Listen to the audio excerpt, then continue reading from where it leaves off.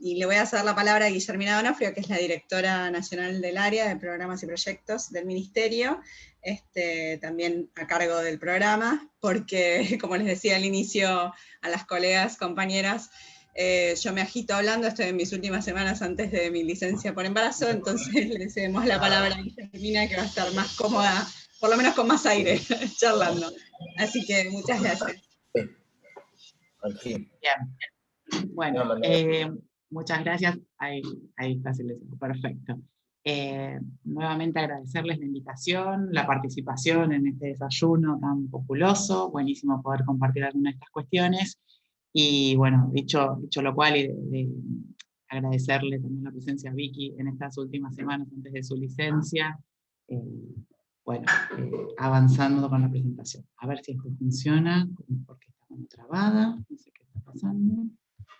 Ahí va, bueno, un poco lento. Bien, quería comenzar la presentación con este número global que en más de una oportunidad se vislumbra, se conoce con respecto al diagnóstico específico para nuestro país de los temas de género, ¿sí? Sabemos que de acuerdo a un promedio global, este promedio que refleja más que nada lo que es la actividad de investigación y desarrollo en el sector público argentino, que básicamente desarrolla actividades de investigación y desarrollo en nuestro país, el promedio da que 6 de cada 10 personas que trabajan en investigación y desarrollo son mujeres.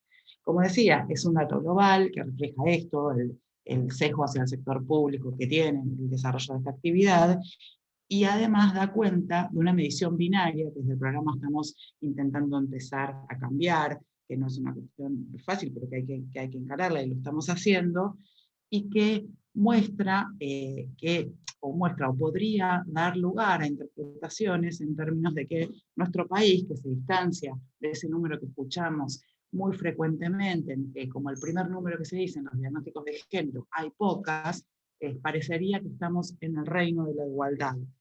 Sin embargo, lamentablemente la igualdad está en construcción. Bueno, eso también puede ser visto como una oportunidad para todos en este sentido, y si empezamos a hacer una mirada un poquito más en profundidad, apenas un poquito, empezamos a encontrar un cúmulo de inequidades.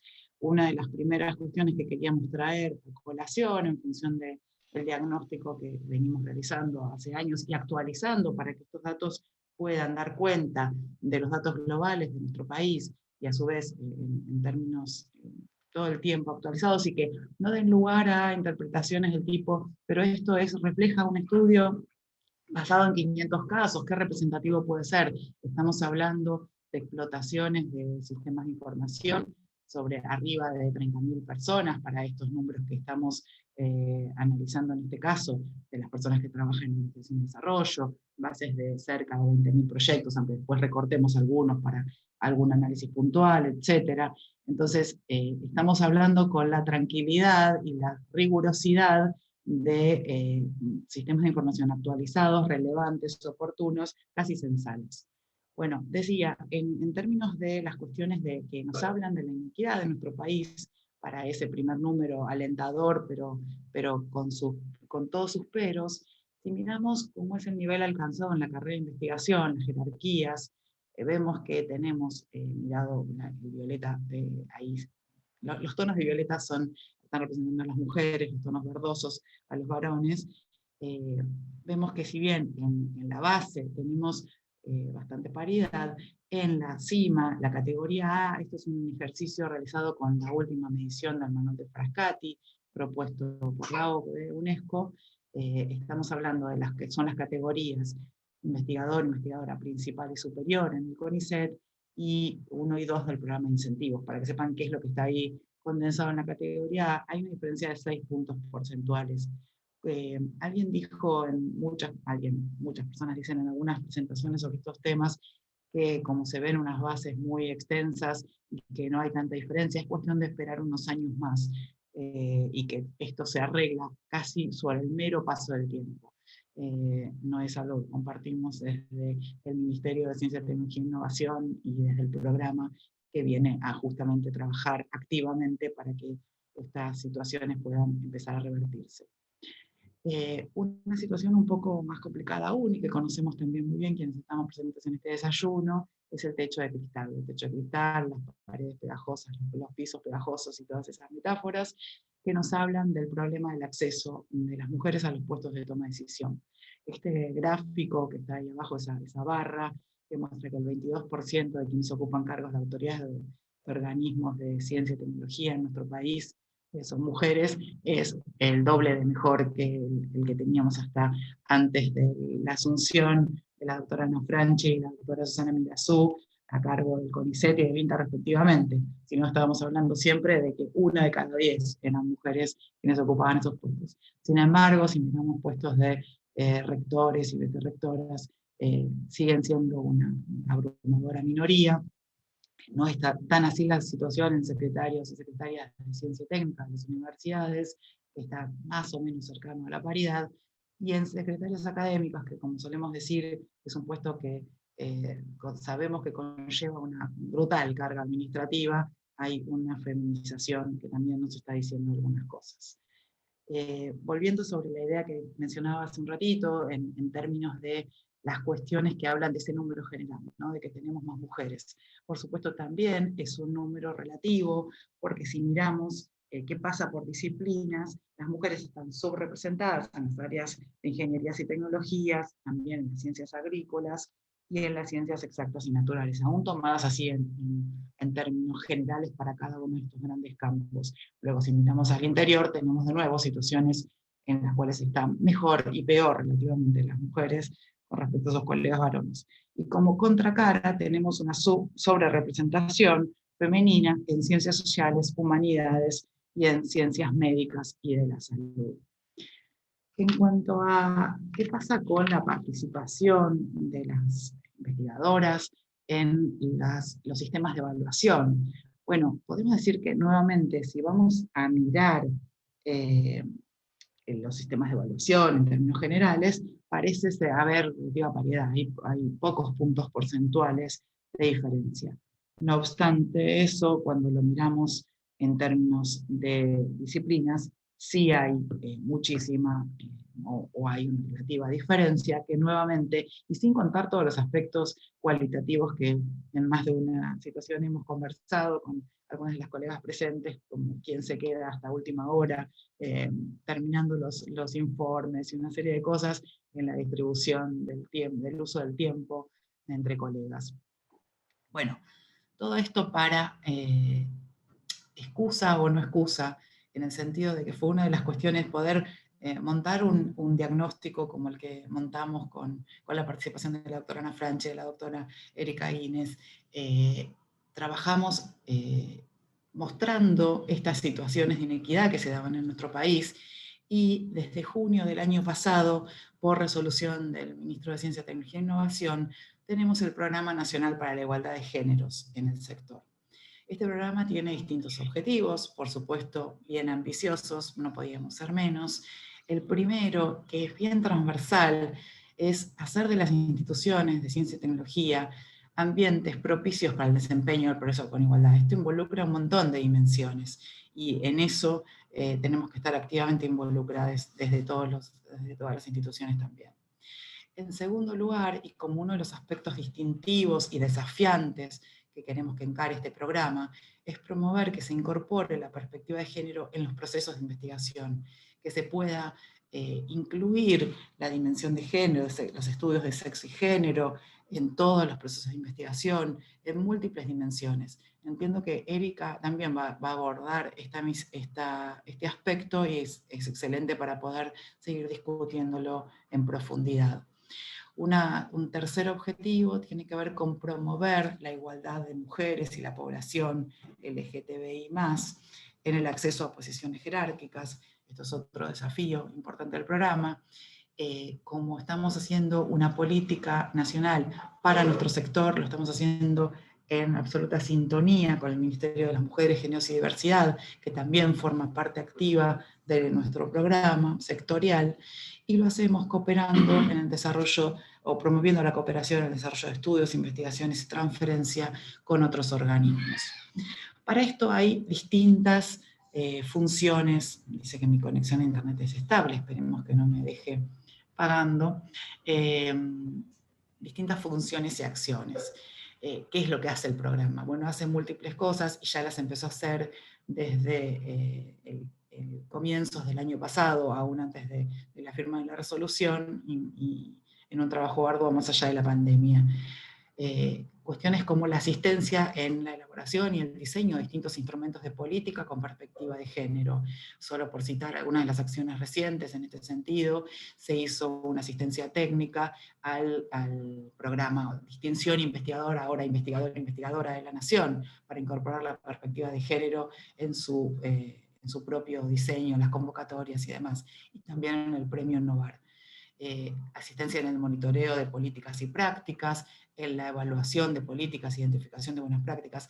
Tenemos en el programa un incipiente banco de acciones, que es lo que hacen distintas instituciones en esta materia, y pensamos ampliarlo en los próximos meses, incluyendo más dimensiones que permitan también evaluar qué cosas funcionan y qué no cuando uno inicia acciones para trabajar en pro de la igualdad de género en nuestro sector, ¿sí? Elaboramos propuestas y recomendaciones de mejora, bueno, trabajamos, ahora voy a seguir dando algunos ejemplos de esto, y también activamente en actividades que tienen que ver con la comunicación pública, para sensibilizar, para incluir también dimensiones de trabajo en términos de, digamos, no solo la comunicación de lo que es obvio, ¿no? de acciones que se realizan desde este ámbito estatal, sino también en trabajar en que haya una mayor comunicación pública con perspectiva de género. Bueno, algunas de estas cosas ya las mencioné anteriormente, lo que les decía del Banco de Acciones de Género y Ciencia, que vamos a potenciar, informes de capacidades en género, esto lo hacemos también explotando bases propias y tratamos de identificar qué es lo que hay, quienes están trabajando en investigación, por ejemplo, en temáticas de violencia de género, en tareas de cuidado, en distintas temáticas que se van poniendo sobre la agenda, quiénes hacen investigación y desarrollo en nuestro país en estas temáticas, qué financiamiento han recibido, qué vacíos hay allí, qué nos muestra las capacidades que tenemos en investigación en este sentido y qué cosas tenemos para mejorar, quiénes son las personas que trabajan para que puedan ser contactadas como especialistas en distintos foros y espacios, etc. Bueno, las cuestiones de ciencia con perspectiva de género, que estamos como en una fase de, si se quiere, de instalación en la agenda. Estamos haciendo un ciclo que empezó a fines del año pasado de ciencia con perspectiva de género, y vamos a continuar en las actividades de este año intensamente, y las actividades que estamos desarrollando ahora en las efemérides del 11 de febrero, como saben, el Día Internacional de la Mujer y la Niña en la Ciencia, y en torno al 8 de marzo, que ahora les voy a contar un poquito más en eso. Bueno, la perspectiva de género en los instrumentos de política, algo esto ya me refería anteriormente, la comunicación con perspectiva de género, distintas instancias de articulación con políticas transversales, esto es, participar desde el programa en el Plan Nacional de Diversidad, en el Plan Nacional contra la violencia de género, iniciativas que desarrolla el Ministerio de las Mujeres, Género y Diversidad, también participar en la Comisión de Coordinación del Gabinete de Transversalización de Políticas de Género, del Gabinete Nacional, trabajar en distintas cuestiones de la ley Micaela, en elaborar ciertos dispositivos de capacitación. Se hizo capacitación de altas autoridades y vamos por capacitar a todas las personas que trabajan en la gestión de la ciencia y la tecnología en el ámbito nacional, en el MinCit y en los organismos dependientes y asociados al ministerio, y hay desarrolladas iniciativas bien ambiciosas en este sentido. Y todas estas cuestiones que se podrían imaginar, aunque conociéndonos en las instituciones saben que el equipo se podría imaginar que hay un equipo muy grande atrás.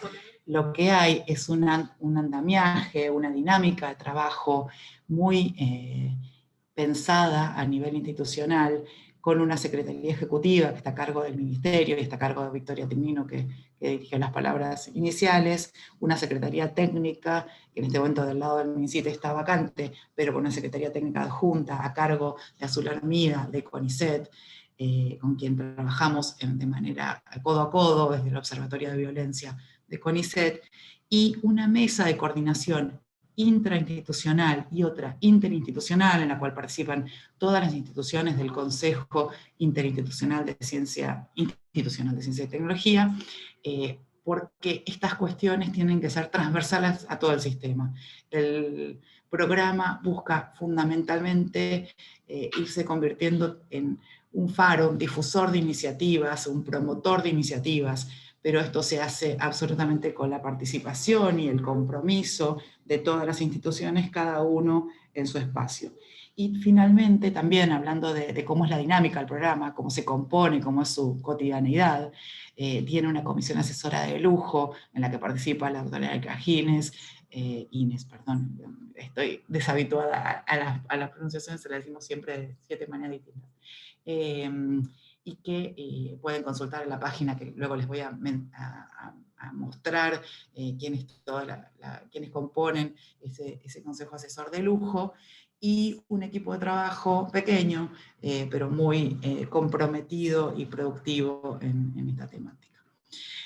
Finalmente, contarles y pedirles participación y difusión con el hashtag Mujeres en Ciencia, que estamos decimos en temporada alta, actividades del programa y de difusión de estas iniciativas, con una iniciativa bastante fuerte en términos de presencia en redes y en medios, un audiovisual, va a haber el 11 de febrero difundiendo algunos datos estadísticos sobre la situación de las mujeres en ciencia, y desde el 11 de febrero al 8 de marzo vamos a ir mostrando en redes placas sobre distintas mujeres, investigadoras y tecnólogas vinculadas con las investigaciones y la participación en las investigaciones relacionadas con COVID, con esta pandemia que nos encuentra. Y también vamos a hacer todos los jueves, entre el 11 de febrero y el 8 de marzo, un ciclo de conversatorios de mujeres en ciencia. Empezamos este jueves con uno que se titula Niñas de hoy, investigadoras del futuro, estrategias para construir vocaciones científicas. Vamos a continuar con otro sobre ciencia diversa, hoy un tercero de ciencia con perspectiva de género y debates desde el ecofeminismo. Vamos a realizar una actividad, si no llueve, en Tecnópolis este jueves por la noche, de antropología y etnomusicología, y en el Centro Cultural de la Ciencia una actividad en la Casa del Bicentenario, con talleres para la familia, con show y demás, distintas actividades que les invitamos a participar, en las que quieran. Muchas de ellas van a estar para poder participar en forma virtual, remota, y otras pueden acercarse a participar, por supuesto. Ahí está el sitio web, donde tenemos más información, algunos documentos de trabajo que están a disposición, algunas estadísticas, la composición de la comisión asesora que les mencionaba, y alguna data normativa más de esto. Nuestro correo institucional del programa, en el que estamos a disposición para cualquier inquietud y aspecto que quieran que podamos trabajar en conjunto desde ya. Y nuevamente agradecerles la oportunidad para contarles que en Argentina tenemos un programa, una política pública que tiene mucho por hacer, y que esperamos poder contribuir desde este espacio a mejorar la situación de géneros en nuestro sector.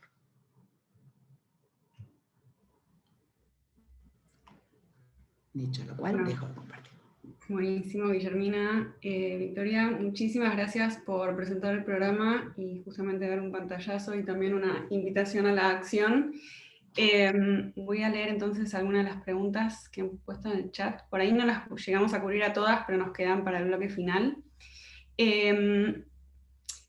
Una de ellas es si los números que mostrabas al principio de la participación de mujeres en distintos ámbitos de la ciencia contemplaban a mujeres que hacen apoyo a la ciencia, calculo que personal de apoyo. ¿Querés que vaya contestando así de a una? Bueno, te digo esa.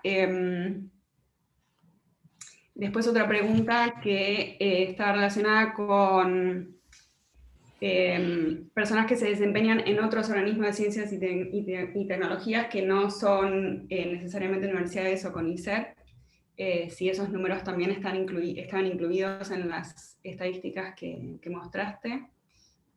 Por ahí creo que esas dos, porque las demás preguntas tienen otro otro tema, así que sí. Bien, voy a esas que son operativas y rápidas de contestar. En cuanto al tipo de personal científico y tecnológico, si estamos hablando del personal de apoyo, el personal de apoyo a la investigación, en los números que presenté no, porque me estaba refiriendo a investigadores e investigadoras, que incluye sí becarios y becarias de investigación, ¿sí? Que para nuestras mediciones son personal de investigación activo, trabajando en ese desarrollo. No así, en los números que mostré, no me estaba refiriendo a personal de apoyo, que lo tenemos incluido en nuestros sistemas de información, pero tenemos muchas dificultades a veces para poder capturar por sus acciones que son ese tipo de personal. No es lo mismo, por supuesto, la carrera del personal de apoyo de CONICET, que al estar eso indicado lo podemos identificar fácilmente, ¿no?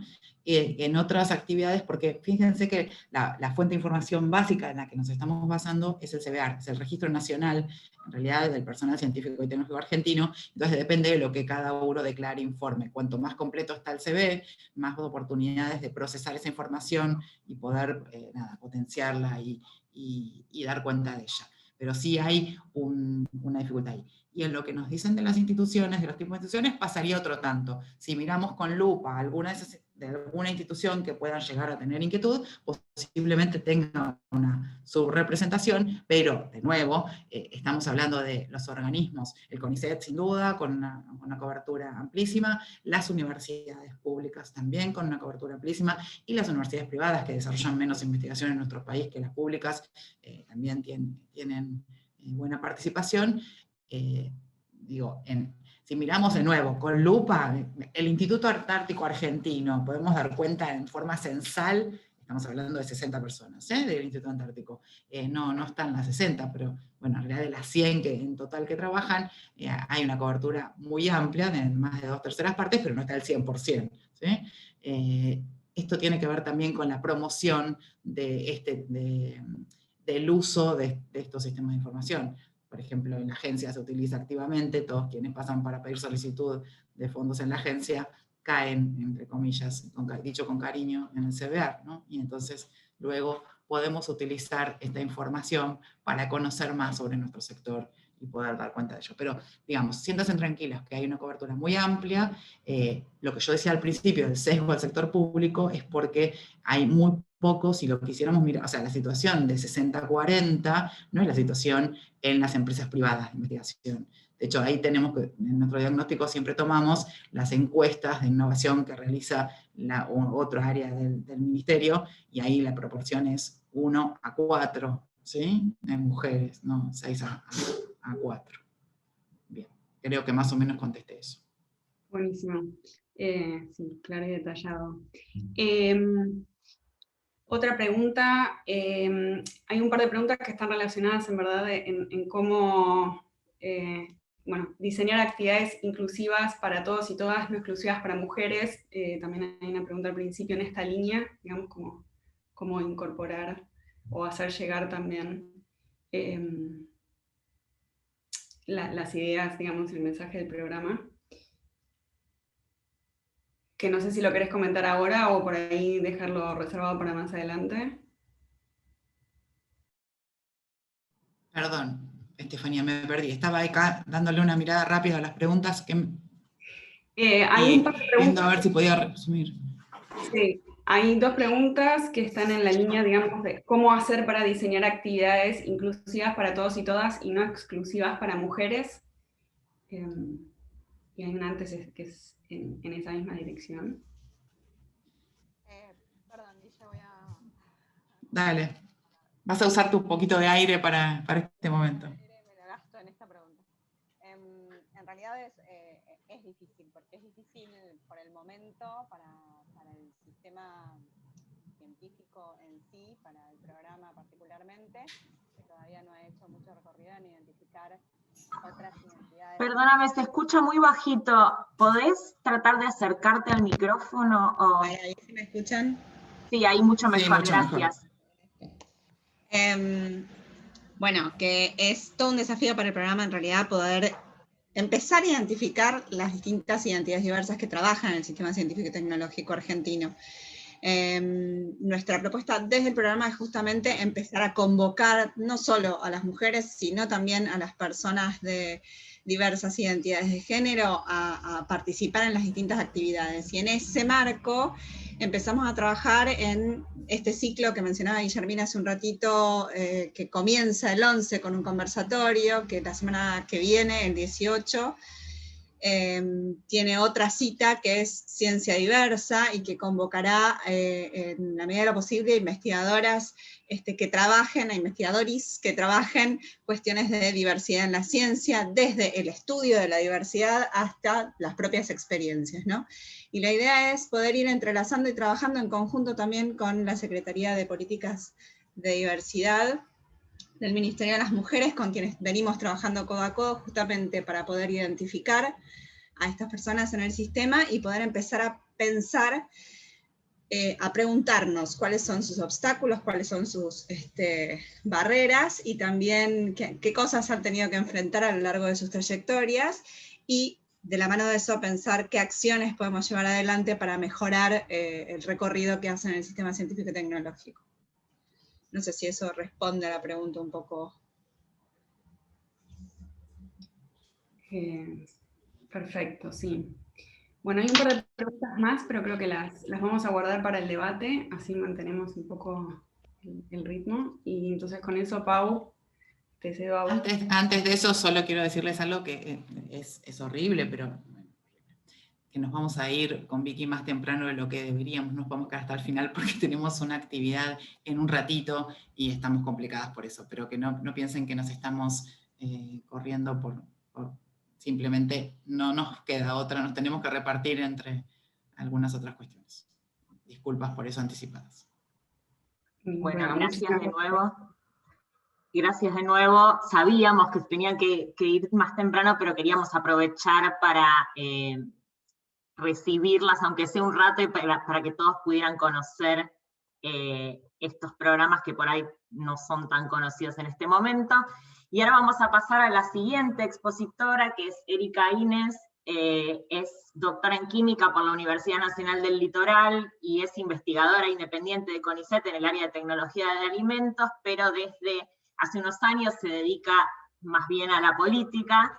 Entre el 2017 y 2019 fue ministra de Ciencia, Tecnología e Innovación Productiva de Santa Fe, y actualmente se desempeña como diputada provincial de Santa Fe por el Frente Progresista Cívico y Social, así que tenemos el gusto de recibirla hoy para escucharla. Erika, la pantalla es tuya. Muchas gracias por la invitación. La verdad que me hizo una enorme ilusión que me inviten de un evento de la IUPAC. Yo soy química, si bien me dedico a la ciencia de alimentos, pero mi formación es licenciada en química, doctora en química, y la IUPAC siempre fue como una referencia muy de bronce, de un gold standard, y que me hayan invitado a un desayuno de la IUPAC me hizo sentir muy bien, muy cholula, muy contenta, así que muchísimas gracias a Fernández, Estefanía y Paula por invitarme. La verdad es que yo hace años, como ustedes dicen, me dedico a la política científica, primero fue a la universidad, después como ministra de una provincia, y ahora soy legisladora.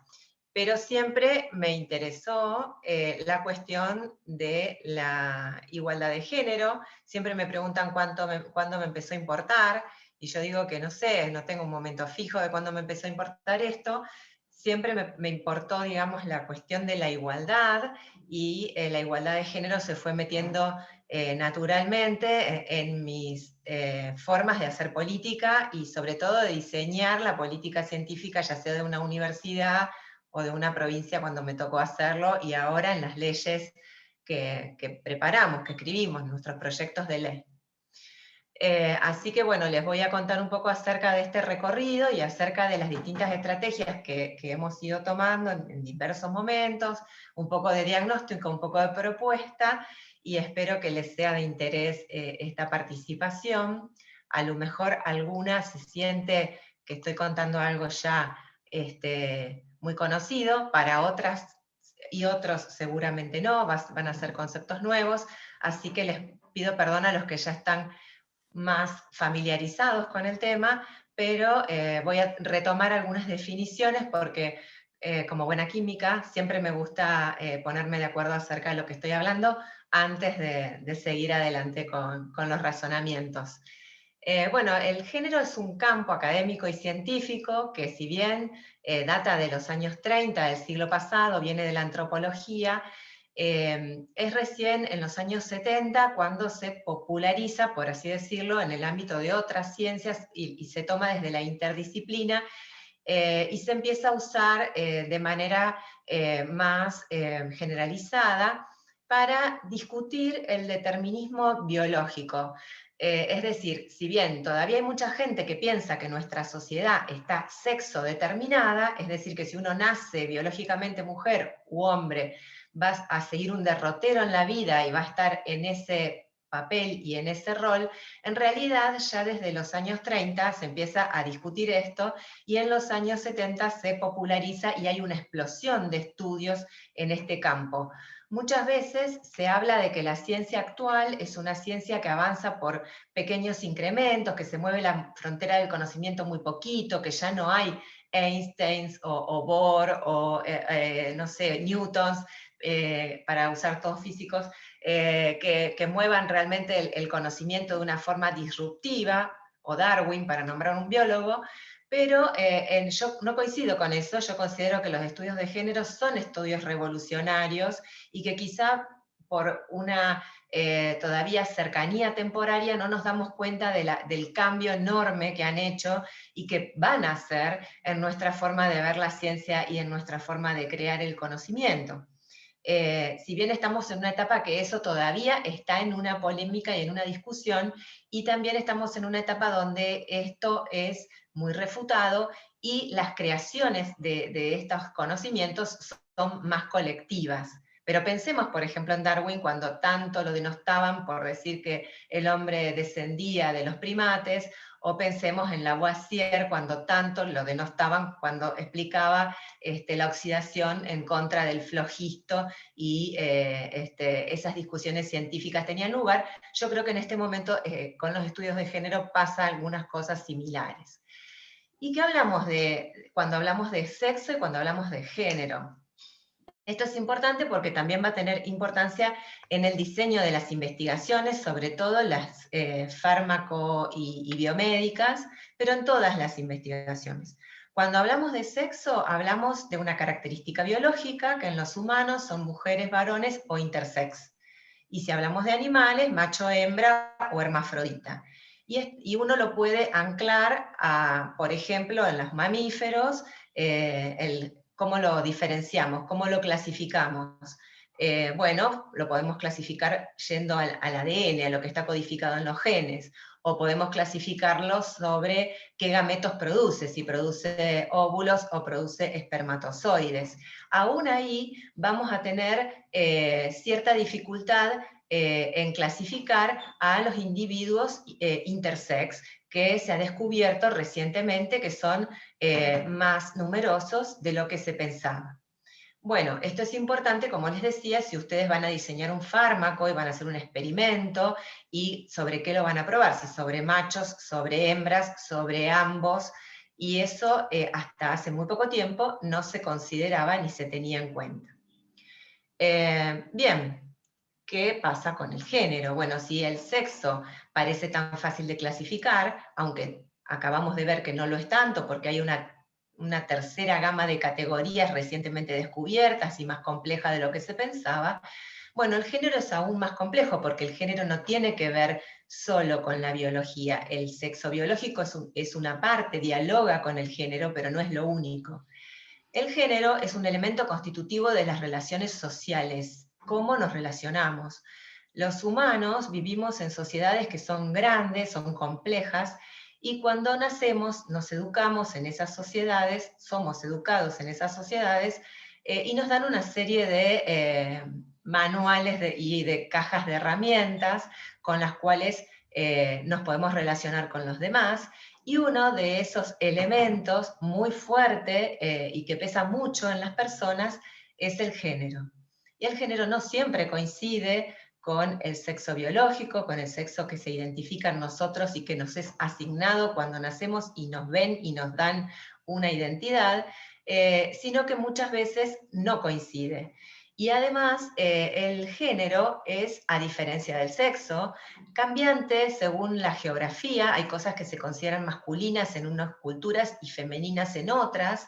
Y con el tiempo, cuestiones que antes se consideraban masculinas y que las mujeres eran censuradas por hacer en la sociedad, hoy día son banales o no tienen género asignado, como conducir o como un auto o como fumar. Esto es para poner un ejemplo de comportamientos de género, que bueno, a su vez existe lo que se denomina roles de género, estereotipos de género, normas de género. Todas esas definiciones las pueden ir a buscar. Solamente decir que, por ejemplo, los estereotipos son creencias muy fuertemente arraigadas en la sociedad y muy idealizadas de lo que se supone que hacen las mujeres y se supone que hacen los varones. Y que las instituciones, la familia, la escuela, el CONICET, bueno, todas las instituciones, los hospitales, siempre nos tratan de llevar hacia esos roles de género y que no nos escapemos de nuestros roles de género de una forma muy eficiente y muchas veces inconsciente. Todos y todas lo hacemos. Tenemos que reflexionar acerca de esa vigilancia de género que tenemos permanentemente. Bueno, ¿por qué les decía que los estudios de género para mí son revolucionarios? Porque nos ayudan a hacer un montón de cosas, evidenciar discriminación de género en la Academia de las Ciencias, ya vamos a ver algunos estudios que han permitido evidenciar esto, reconocer que la igualdad de género es un requisito para que la ciencia sea de buena calidad, sea excelente, promover el análisis de género en el proceso de I+D. Esto que les decía, si voy a hacer un fármaco que pretendo que sea para varones y mujeres, no puedo hacer los estudios preclínicos solo en ratas macho y no puedo hacer los estudios clínicos solo en varones. Entonces, incluir esta mirada, esta perspectiva en los diseños ayuda a mejorar la ciencia, nada más y nada menos, y los productos de la tecnología. Y además, bueno, fortalecer los estudios de género que nos ayudan justamente a descubrir estas cosas y promover carreras de mujeres y diversidades. Bueno, si bien en la Argentina tenemos 50% de mujeres, 60% en la base, en el mundo hay 30% de investigadores, digamos, el 30% de los investigadores del mundo son mujeres. En los países más desarrollados hay menos mujeres. Cuando el trabajo está más valorizado, porque simbólicamente es más importante o económicamente los sueldos son mejores, hay menos mujeres. Por ejemplo, en Alemania, en Francia, en Japón, en Estados Unidos, los equipos están muy masculinizados. Y además, por ejemplo, si ustedes miran quién sacó los proyectos de la Unión Europea, esos que dan 2 millones de euros, los grandes grants con un montón de plata y poder, de lobby, de discusión, de relación con las empresas, allí el elenco está muy masculinizado, hay muy pocas mujeres. Eso nos da también todo un aspecto de debate acerca de por qué en Latinoamérica hay tantas mujeres en investigación. ¿Se debe a que somos más igualitarios o se debe a que estas carreras de alguna manera se están depreciando en salario y en recompensa simbólica, digamos, lo que significa ser un investigador o una investigadora? La dejo para seguir discutiendo. Pero lo cierto es que esta discusión del mérito, que siempre nos ponen a las mujeres y que nos dicen no puede ser por cupos, tiene que ser por mérito, llegar a ciertos lugares, es una discusión que debería estar superada, porque las mujeres han alcanzado los estándares de mérito requeridos. Ya desde los años 80 hay cada vez más mujeres en las universidades, y si fuera una cuestión demográfica, ya las mujeres de mi generación, yo tengo 51 años, deberíamos ser todas jefas, porque ya desde hace mucho tiempo que estamos presentes en los lugares donde se enseñan los posgrados, donde se sacan las buenas notas, y fíjense que las mujeres son más estudiantes, hay más mujeres estudiantes ingresantes que varones. Esta es mi universidad, 57,7%, pero además son más egresadas, es decir, que lo hacen en menos tiempo, mejor y con mejores promedios que los varones. También podemos analizar por qué. Bueno, porque los varones se van al mercado a trabajar con más facilidad. ¿Y por qué se van los varones al mercado? Bueno, porque los eligen a ellos, las chicas se quedan en la universidad, entonces se reciben, y por este estereotipo de que las chicas tienen que ser más aplicadas, estudian más. Bueno, son todas dimensiones que debemos discutir. los hechos duros y puros son que hoy los primeros promedios son mujeres y que siempre el promedio se consideró como un mérito, lo mismo que saber otros idiomas o tener posgrados. Bueno, eso hoy lo hacen más las mujeres. Entonces vemos como que esa vara del mérito se nos va corriendo. No lo podemos transformar en mejores puestos de trabajo, mejor pagos, más jerarquizados. Bueno, ¿y cuáles son las causas principales? Esto es un problema realmente complejo, multicausal. Yo solamente elegí acá dos, porque no es que me encanten, pero me parece que son muy explicativas.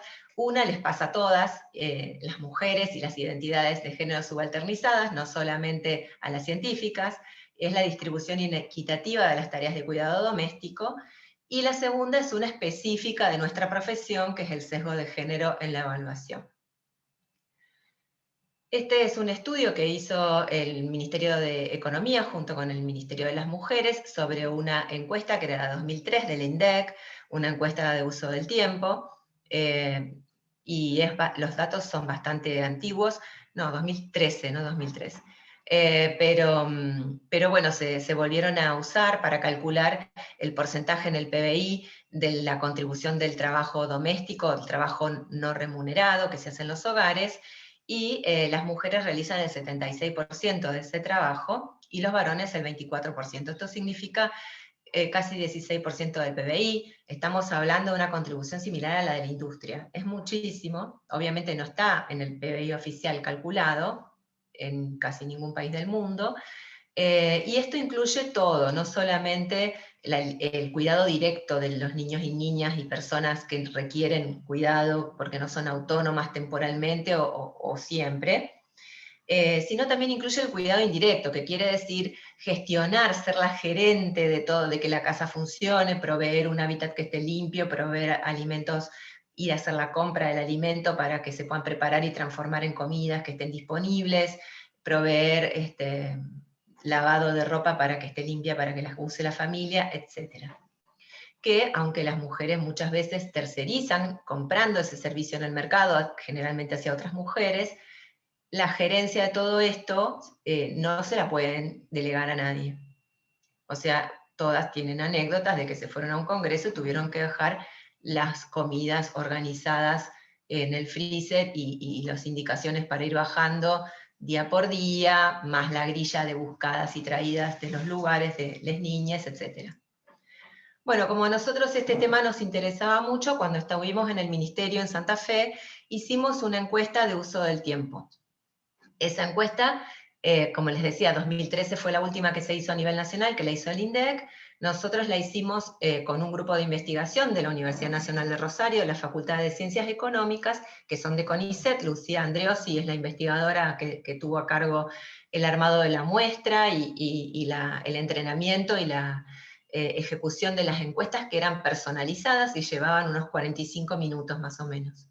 Y el equipo de políticas de género, ciencia, tecnología e innovación del ministerio, éramos un grupo que hay economistas, hay abogadas, hay ingenieras y comunicadoras, y estaba yo, y nosotras, bueno, somos medio multitasking, no solamente hacemos género, también ambiente, también bioeconomía, pero trabajamos concretamente junto con las investigadoras en esta consultoría que le pedimos a esta facultad, y para una población que son más, no sé, más casi 4.000 personas que hacen investigación contando profesores universitarios categorizados, becarios, personal de apoyo, CONICET, INTA, INTI y todas las universidades de Santa Fe, la tecnológica y las 3 nacionales, se hicieron una gran cantidad de encuestas, más de 300 encuestas, y hay un informe de 100 páginas que lo pueden encontrar en mi página, que es ericaines.com.ar.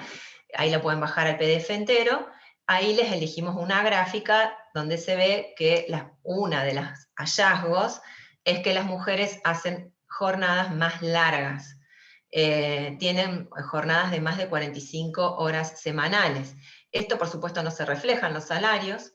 Incluso muchas mujeres que tienen semidedicación en la facultad se quedan más tiempo para tratar de reatrapar, por ejemplo, escribiendo papers, situaciones de haberse perdido, desenganchado de la carrera de CONICET y queriendo volver a entrar. y eso, acá nosotros encuestamos la situación real, no la institucional del recibo de sueldo, y pudimos encontrar muchas de estas cosas. También vimos que muchos varones ejercían su profesión afuera, y entonces por eso sacaban horas del laboratorio para estar, o cumplían estrictamente lo que tenían que cumplir para estar afuera haciendo su profesión liberal, o no del laboratorio, del gabinete, porque esto era más que nada con las profesiones, digamos, de las ciencias sociales. Pero bueno, hay un montón de hallazgos de esos, y a nosotros nos sirve para idear leyes y políticas públicas, y es un buen laboratorio. Santa Fe es una buena muestra de lo que pasa en el país, en tamaño y en diversidad de organizaciones.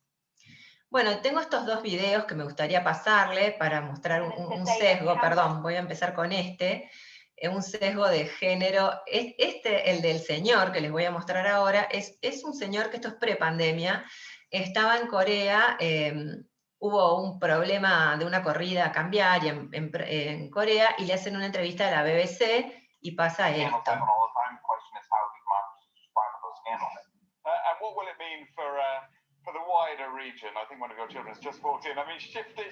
Sí, volver como una cosa así. Bueno, entran sus niños, la nena, esta que entra acá es la esposa, que los trata de sacar.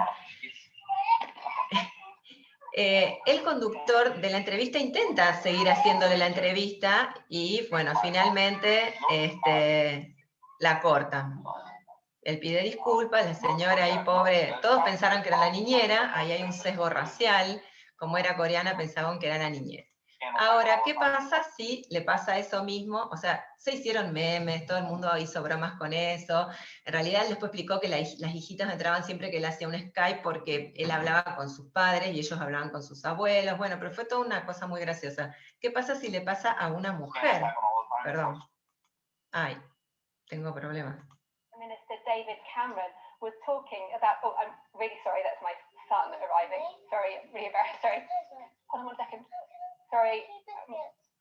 Yes, you just have 2 biscuits. I'm really sorry about that. Yeah, okay, well, we'll leave Deborah Hayes in full flow there with some family duties, but that's what happened. Bueno, la sacaron del aire inmediatamente. El nene no estaba haciendo nada, por supuesto estaba calmado, la mamá le estaba hablando. Inmediatamente del piso la cortan. Ahí vemos un poco de tolerancia cuando un varón está cuidando y cuando una mujer está cuidando. Bueno, ¿qué pasó en la pandemia? En la pandemia se popularizaron estos memes en las redes sociales, porque digamos, ocurrió la pandemia, ocurrió el aislamiento, y de alguna manera se tomó como natural que las mujeres estén al mando del cuidado, y ni las instituciones académicas, ni los gobiernos, nadie tomó medidas para esto. Simplemente ocurrió y se intensificó esa desigualdad.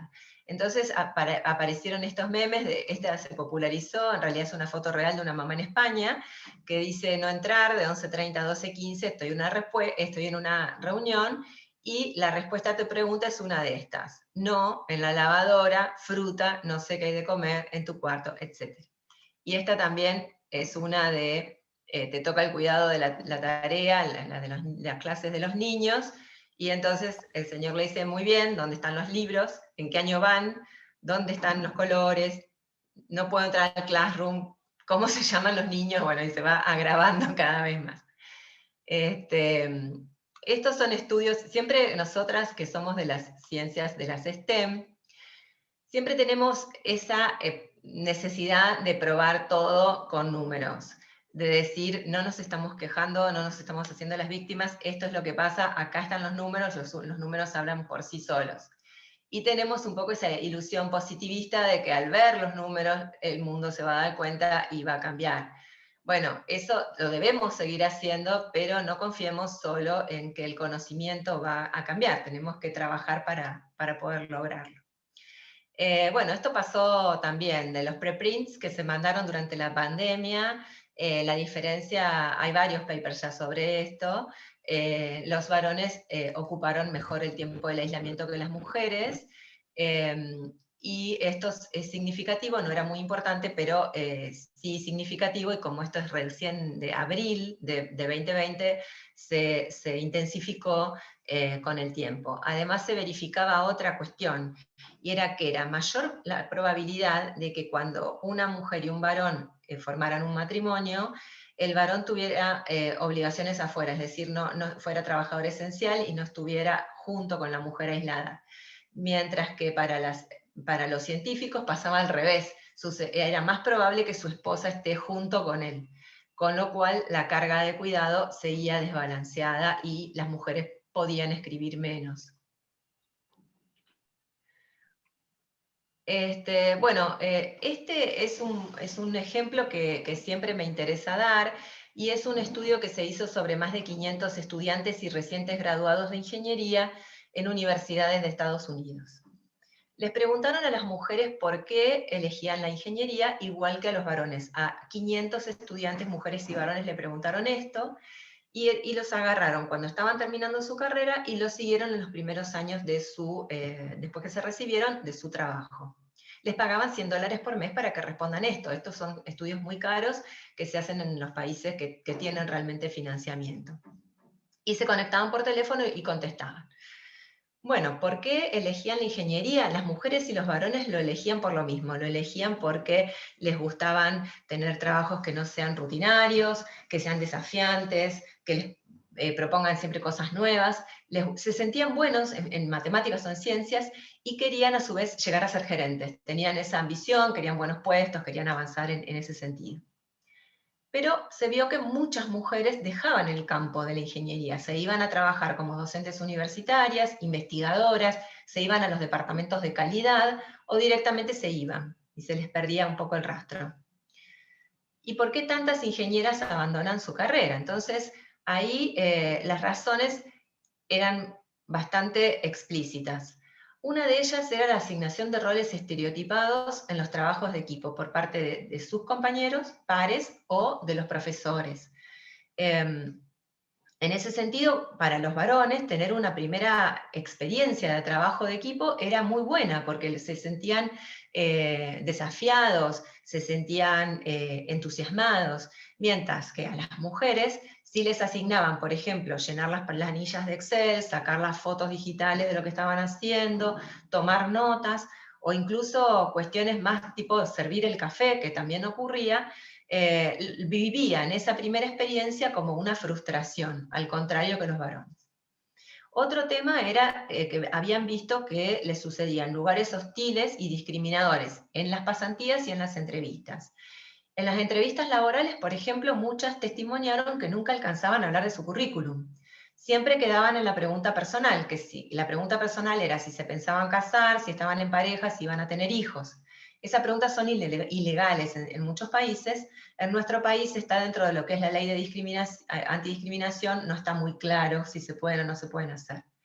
La cuestión es que para esa pregunta no hay una respuesta buena para la mujer, porque si las mujeres dicen, no, la verdad que no quiero ahora pensar en eso, me forcé, tengo 28 años, 29, me forcé en ser ingeniera, ahora quiero dedicarme a mi trabajo y avanzar. Muchos de los entrevistadores las ven como frías y ambiciosas, y eso les juega en contra en la evaluación. Si por el contrario dicen, bueno, tal vez sí, es la verdad que estoy en pareja y no lo descarto para el futuro, también les juegan contra porque parece que no van a tener compromiso con su trabajo. Entonces, esa pregunta en realidad, ya hoy las entrevistadoras de recursos humanos más racionales saben que no sirve para nada, y que en realidad las entrevistas cabeza a cabeza son muy poco eficaces para seleccionar personal, y que en general se buscan entrevistas estructuradas y de a varios. Pero bueno, siguen todavía siendo mayoría este tipo de las entrevistas para buscar trabajo en la Argentina y en muchos países. Y bueno, en pasantías también, muchas veces directamente les decían que no había baño para mujeres, no las elegían, o las hacían pasar pruebas difíciles. Y esas pruebas difíciles a todos los profesionales varones también se las hacen pasar, pero cuando uno tiene una red de contención, esa red la ayuda a seguir adelante. Y lo que pasaba es que las mujeres muchas veces estaban muy solas y no tenían esa red de contención. Algunas veces tenían algún aliado varón, porque no había suficientes mujeres para hacer una red. las mujeres estamos acostumbradas a hacer redes mixtas, pero los varones están acostumbrados a hacer redes de varones. Nos incluyen en algunas redes, pero después tienen otras que son donde toman las verdaderas decisiones. Típico grupo de WhatsApp, donde hay mujeres y varones, y después está el grupito de los varones solos, y eso es algo bastante habitual. Bueno, y después también había casos de acoso sexual directamente, violencia. Bueno, por ejemplo, un ejemplo de cosas que fueron de una manera y que ya no lo son, y que las damos por sentadas, es por ejemplo la carrera del computador científico en la UBA, donde siempre se habla que no hay mujeres en computación, las mujeres eran mayoría en computación, y en los años 90 se produce el quiebre, la diferencia. En los años 80 en realidad se alcanza la paridad, y cuando las computadoras empiezan a ser portátiles y estar en los hogares, cambia la relación. Cuando el software se empieza a convertir en realmente lo verdaderamente importante, se llena de varones el campo del software. Antes estaban en el hardware y el software era un lugar muy feminizado. En la Argentina esto todavía no se revirtió. En otros países se han tomado medidas. La Universidad de Carnegie Mellon es un ejemplo que alcanzó la paridad después de tomar algunas políticas para eso. No sé cómo voy con el tiempo. Me parece que estoy repasada, ¿o no? Sí, estamos ya, estaría bueno si vas cerrando, así podemos dejar un ratito para preguntas. Salvo que quieras contar esto y dejamos las preguntas para el final. Sí, no queda mucho, así que voy a contar. Bueno, y después pasamos directo a Ana y dejamos las preguntas para el final, si quieres, así terminás con lo que tenías preparado. Dale, perfecto. Igual voy a tratar de hacerlo más breve. Bueno, lo del sesgo sexista en la evaluación es algo que en 2012 Corinne Mosracusan y su equipo hicieron un paper donde también hicieron un estudio a un montón de gente, más de 120 especialistas, le mandaron un currículum ficticio, a la mitad le pusieron nombre John y a la mitad le pusieron nombre Jennifer, y se lo mandaron a expertos y expertas de todo Estados Unidos, de las mejores universidades. Bueno, oh sorpresa, a Jennifer le dieron mucho menos puntos en todo que a John, y el currículum era exactamente el mismo porque era ficticio. Entonces, incluso algunas cuestiones que se consideraban positivas en John, como cambio de lugar de trabajo, se consideraban negativas en Jennifer. A uno se le decía que había sido impetuoso y había querido cambiar de línea de investigación, y a otras se le decía que había sido inconstante. Se valoraban diferente exactamente lo mismo. Cuando se puso esto además, no solo eso, le ofrecían pagarle menos, porque bueno, en Estados Unidos el salario no está tabulado, depende de lo que te ofrezca tu director, que es el que tiene el subsidio. Le ofrecían pagarle 25% menos, incluso a aquellos que la querían contratar. Bueno, eso provocó un revuelo porque empezó a hablar del sesgo inconsciente, o sea, gente que aún con la mejor buena voluntad evalúa mal porque evalúa con su mente sesgada por el género. Entonces hay que hacer algunas cosas, hay que hacer algunas propuestas para el cambio. Y esto es lo que les comentaba de una gran pionera en este tema, que es Londa Shivinger, que es la creadora de Gender Innovation, donde ella dice que hay 3 cosas que hay que cambiar, al menos: cambiar los números, cambiar las instituciones y cambiar el conocimiento. Pero no hay que hacer una después de la otra, hay que hacer las 3 juntas y al mismo tiempo, y son las 3 igual de importantes. O sea, tiene que haber más mujeres, las instituciones tienen que ser favorables para la igualdad, tienen que modificar sus políticas para que haya más igualdad, para que haya igualdad, y el conocimiento se tiene que hacer teniendo en cuenta todas las personas, no solamente los varones como se tenían en cuenta en muchas cuestiones tecnológicas y de diseño. Nosotros trabajamos mucho, acá traje algunos ejemplos, por ejemplo, de corresponsabilidad en el cuidado y las tareas domésticas, haciendo campañas. Hoy preguntaban por qué no hay más varones logueados, o por qué no hacemos estas reuniones más inclusivas. En realidad, las reuniones nosotros todas se invita a todo el mundo. Ahora, ¿por qué los varones leen que no es para ellos y no se conectan? Bueno, no hay un interés. Es como que la cuestión del cuidado, la cuestión de la igualdad es un problema de las mujeres, y de alguna manera tiene sentido porque somos las más perjudicadas. Pero ¿cómo hacemos para involucrarlos? Bueno, una de estas herramientas fue esta campaña, Más igualdad, mejor ciencia. Nosotros la lanzamos en la universidad y les preguntábamos cosas como, ¿cuál fue tu H de cuidado el día de hoy? ¿Cómo te mediste en eso? Porque hay muchos matrimonios de científicos y científicas, hablando de matrimonios heteronormativos, ¿no? Este era, por ejemplo, objetos. Acá hay una caja de tip que tiene ese lema, botellas de agua, kits para escritorios. La idea era meternos con esta discusión en los laboratorios. Fíjense esta campaña del equipo ELA, el equipo latinoamericano de justicia y género, y dice, no seas un padre pintado, le habla directamente a los varones. Entonces, esto fue para el encierro pandémico, las mujeres cuidando, los varones con la tecnología. Eso llama a los hombres a reflexionar. Y después hay mucho de testimonio. Por ejemplo, esto es una red que hicieron en Cancillería para visibilizar micromachismos, y pasó que en un Zoom se escuchó un bebé que lloraba y había todos varones conectados y una chica, y le dijeron, se escucha un niño, ¿es tuyo? Dando por sobreentendido que la única que podía estar cuidando era la mujer conectada. Promover innovaciones de género, esto es lo que yo les hablaba hoy más temprano, o sea, fíjense en estos papers. Estos papers han usado animales de laboratorio para probar distintas cosas en biología, inmunología, neurología, psicología, farmacia. Fíjense, machos. Ambos es el anaranjado, y hay muchas hembras, en reproducción solo con hembras, muchos estudios solo de hembras. Pero fíjense, en farmacología más del 60% solo usaron machos. Esto tiene distintas explicaciones, porque es más barato, porque es más simple, pero el problema es que después el fármaco se extrapola a todo. Y se han tenido que retirar fármacos porque tenían efectos no deseados o inesperados en mujeres. Y lo peor es que hay un montón sin determinar. O sea, se publican los papers y ni siquiera se indica en qué sexo de los animales hicieron los estudios preclínicos. De esto hay muchísima información, les paso lo que quieran. Esto es un ejemplo de un cambio institucional, del sesgo inconsciente, digamos. Es un cambio de una institución. La institución eran las orquestas de Norteamérica que hacían las audiciones y solo ganaban los varones. Y ellos decían, bueno, pero nosotros solo escuchamos la música, no miramos el género. Bueno, pusieron una cortina. Ahora las audiciones son detrás de una cortina, y subió la participación de mujeres en los últimos 50 años a ser casi el 40% de las orquestas. Entonces hay un sesgo que, aunque uno no lo quiera ejercer, lo puede hacer aún los más formados en género. Y bueno, nosotros otra cosa que dimos es hacer un curso de posgrado de innovación de género en metodología de la investigación con Capitolina Díaz.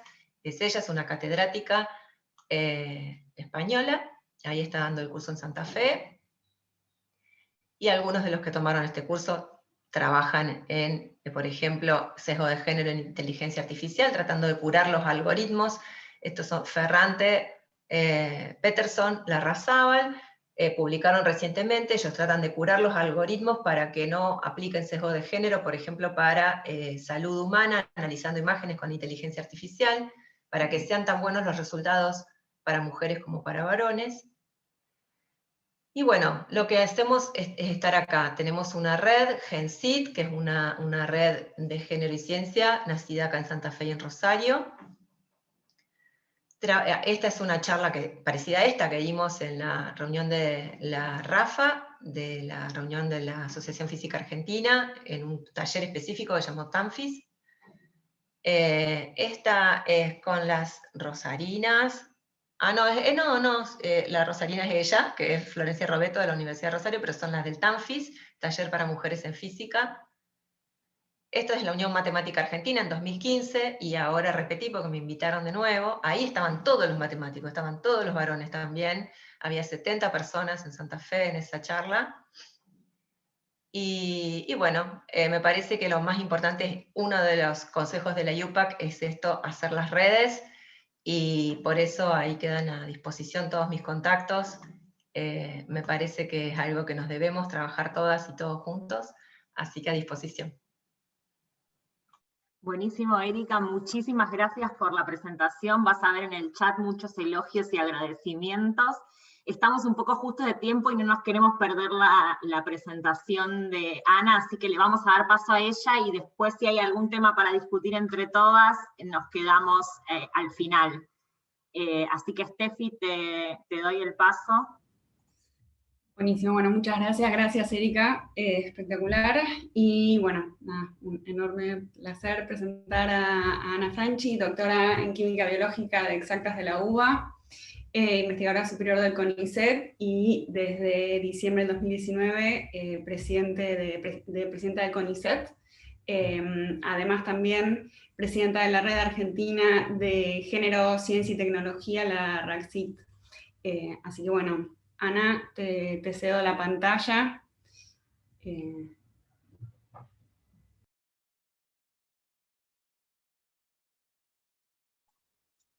Erika tiene que vas a tener que dejar de compartir. Sí.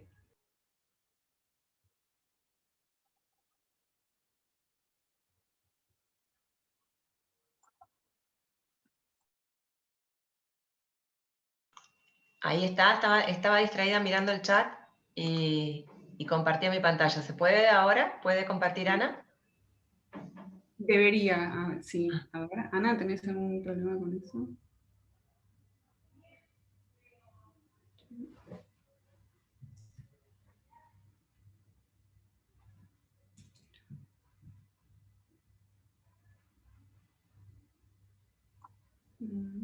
La veo conectada, pero por ahí no nos escucha.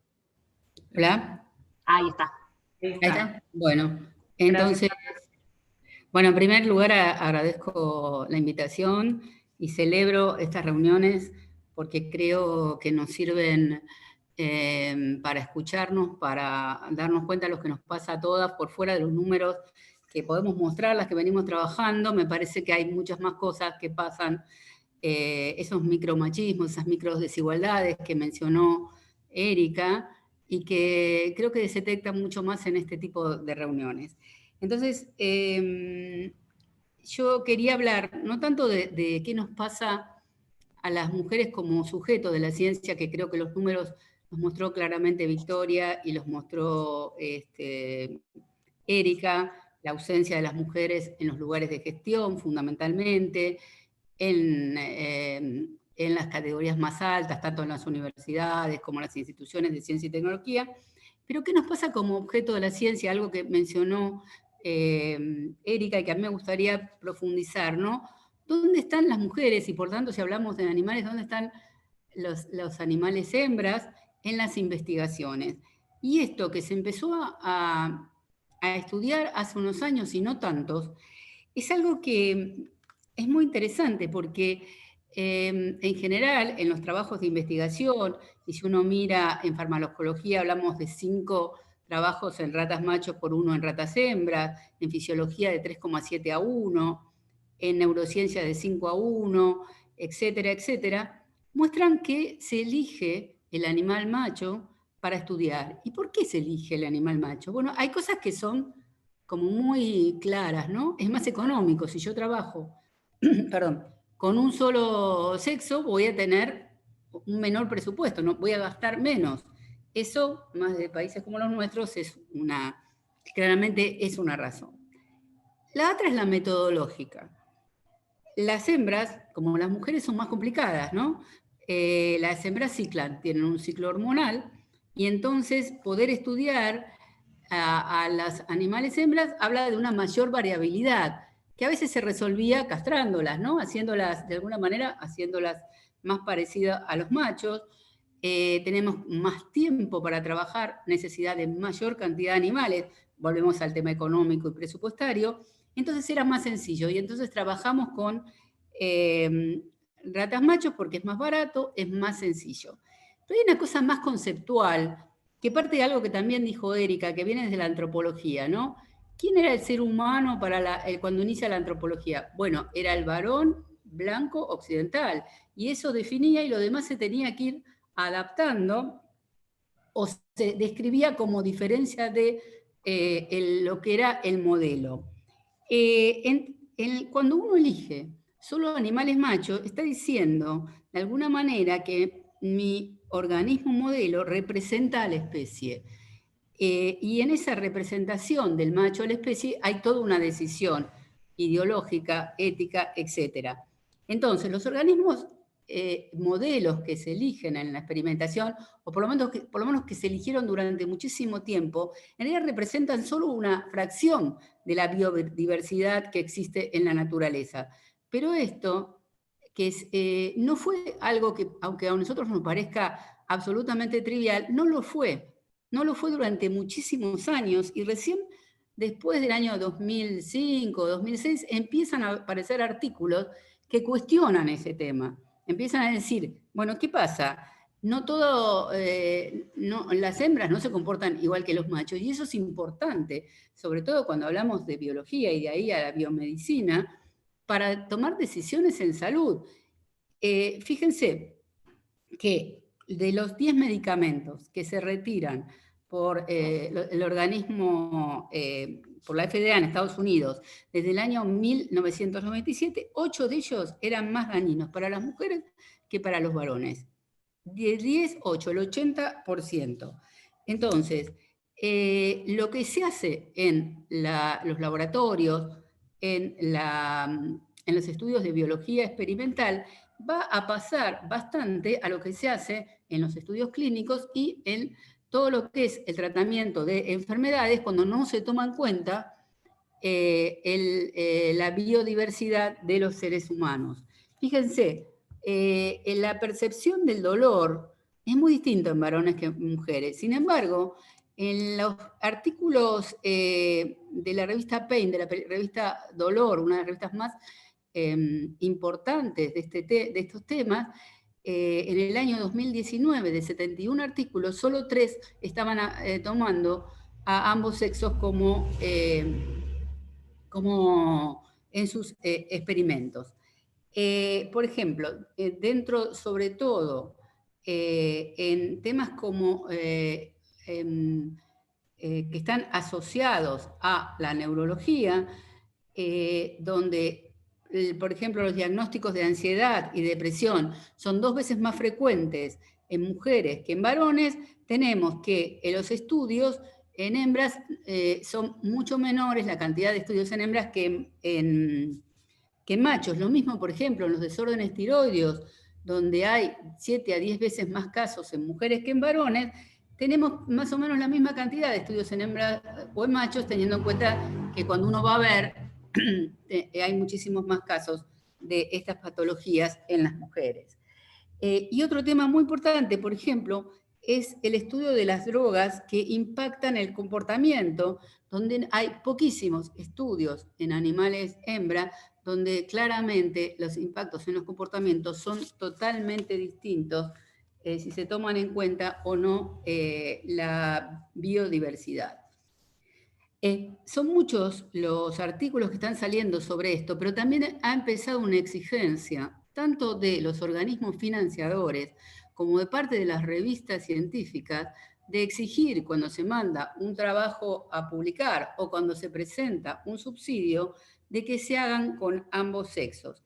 Esto está haciendo que en los últimos años, en los últimos pocos años, empiece a aparecer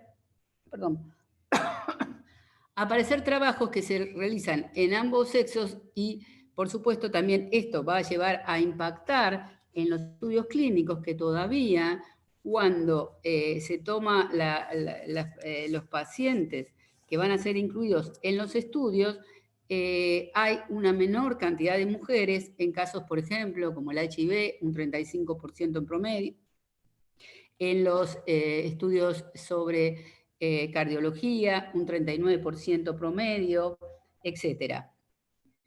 Esto implica que después, a posteriori, cuando se va a utilizar una droga que es aceptada, tengamos consecuencias diversas en varones y en mujeres, y esta ausencia de biodiversidad,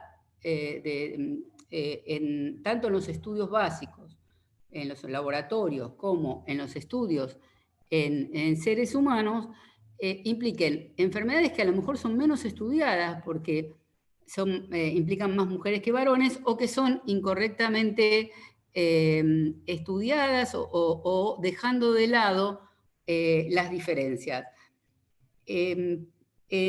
Hay un estudio bastante reciente que muestra que hasta el año 2009-2010, solo el 28% de los trabajos que se publicaban se hacían en ambos sexos. La presión, fundamentalmente, de los organismos financiadores, por ejemplo, el NIH es uno de los que tomó esta decisión, como de las revistas donde se publican, haya que, por lo menos en ciertas disciplinas, estemos llegando al 49%, o sea, prácticamente la mitad de los trabajos que se publican están tomando en cuenta a ambos sexos.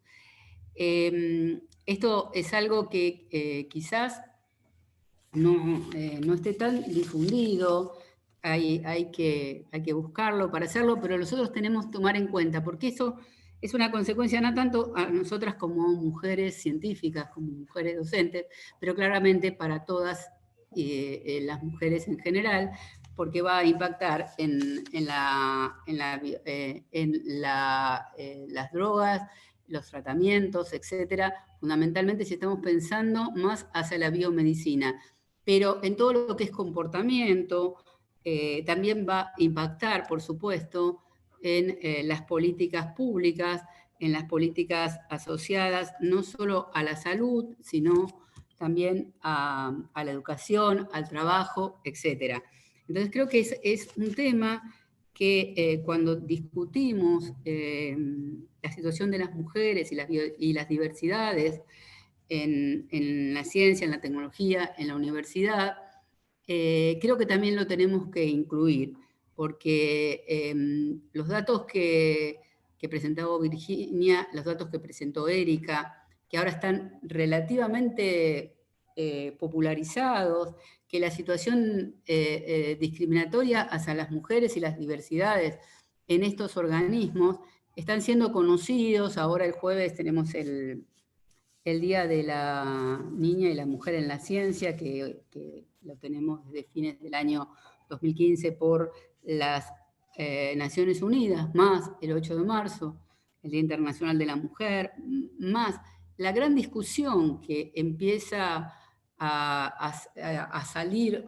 de la situación de las mujeres y las diversidades en ciencia y tecnología, en el trabajo en general, que afortunadamente ha aparecido y que está impregnando casi todas las discusiones, y cual me alegra muchísimo de que ocurra, porque hace unos años, y las que estamos hace más años en esto, sabrán que al principio nos decían por qué vienen a molestar con este tema, si hay tantos problemas en nuestros organismos, en las universidades, que este era un tema casi menor, y afortunadamente, yo creo que fundamentalmente por el avance del movimiento de mujeres, claramente estos temas los estamos discutiendo. Este desayuno hoy se replica en un montón de lugares, tenemos sobre todo a la gente joven reclamando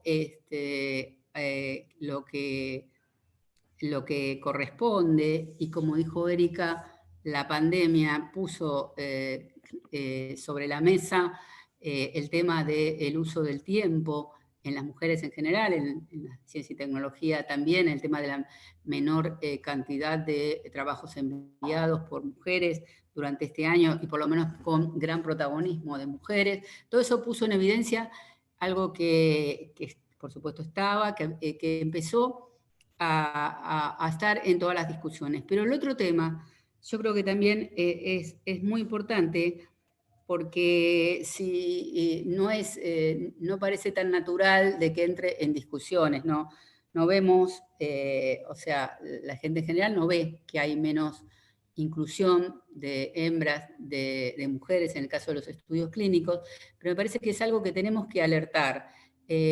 Ahora tenemos una pandemia inimaginable, que hace un año, seguramente en el desayuno que se hizo hace un año no discutíamos estos temas, pero que tampoco sabemos todavía cómo impacta diferencialmente en varones y mujeres, como ha ocurrido con otras pandemias previas, pero no tan agresivas como esta. Pero debemos estar preparados y preparadas para que todos los estudios que se realicen tomen en cuenta la biodiversidad. El modelo ya hace mucho tiempo que dejó de ser el varón blanco occidental, pero incluir a todos y a todas, y cuando hablo de todas, mujeres, diversidades, pero además de mujeres y diversidades, estamos hablando de mujeres y diversidades que tienen situaciones sociales, de vida totalmente distintas. Durante la pandemia se hizo un estudio con investigadoras de CONICET sobre cómo impactó en las mujeres la pandemia.